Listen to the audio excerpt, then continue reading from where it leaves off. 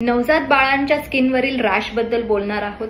तर साधारण नवजात बाळाची स्किन ही भरपूर इमॅच्युअर असते, फ्रजाईल असते आणि त्याला आपण जितकं टच करणार, जितकं त्याला रगडणार, जितकं मसाज करायचा प्रयत्न करणार तितके त्याच्यावरती रॅशेस येऊ शकतात. परंतु काही रॅशेस हे स्वतःहून नवजात बाळाच्या अंगावर येतात. साधारण 3 ते 5 दिवसात येणारी रॅश म्हणजे लाल कलरचं अंगावरती जे दाणे दाणे येतात, जास्त करून चेस्ट म्हणजे ट्रंक वरती येतात.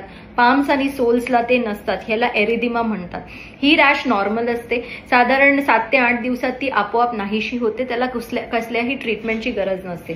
त्याचबरोबर काही वेळेला तुम्ही बघितलं असेल की छोटे छोटे दाण्यासारखी नाकावरती, हनुवटीवरती जे मिलिया म्हणतात ह्याला, हे छोटे छोटे जे रव्यासारखे जे दाणे निघतात, हे डर्मिस लेअरमध्ये केरॅटिन ट्रॅप झाल्यामुळे ते आलेले रॅश असते. ही सुद्धा 1 महिन्याभरात नाहीशी होते. ह्याला सुद्धा काही करायची गरज नाही. त्याचबरोबर काही बाळांना पिलिंग होते. त्यांची स्किन, म्हाताऱ्या माणसांच्या अंगावरची स्किन जशी निघते त्याप्रमाणे त्याचं पिलिंग चालू असतं. बऱ्याच वेळेला बाळ जास्त वेळ गर्भात राहिल्यामुळे म्हणजे ओव्हरड्यू बाळाच्या अंगावरती असं पिलिंग होऊ शकतं, किंवा ग्रोथ रिटार्डेड म्हणजे ज्या बाळाची वाढ पोटात व्यवस्थित झाली नाही त्यांच्या अंगावर पिलिंग दिसून येऊ शकतं.